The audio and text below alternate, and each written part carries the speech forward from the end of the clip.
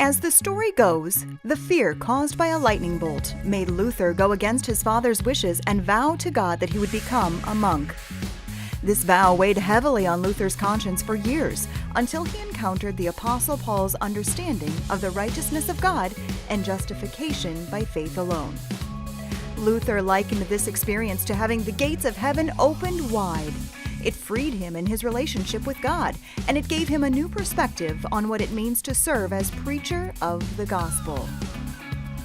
Luther grew up with an understanding that one's religious practices had a direct impact on how favorably God looks upon you. Therefore, religious careers such as a monk, a nun, or a priest were considered to have greater standing in God's eyes than other careers. As Luther came to understand that God's righteousness is given to us by faith alone, what he'd been taught was toppled. Your career or vocation does not factor into how God views you.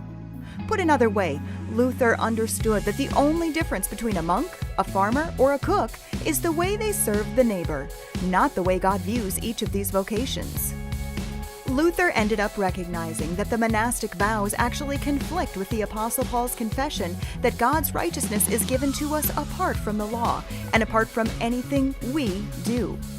How so? Because the vows function to make people focus on themselves and their salvation instead of turning people outward to focus on serving the neighbor.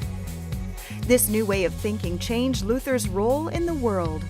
Instead of devoting his life to the devout religious practices of a monk as he'd been trained, Luther found himself with an even greater task, the task of listening to his neighbors in order to serve them. The task of delivering the promise of Christ's mercy and forgiveness incessantly to all those who have ears to hear. All of this was said and done so you can remember, a mighty fortress is our God.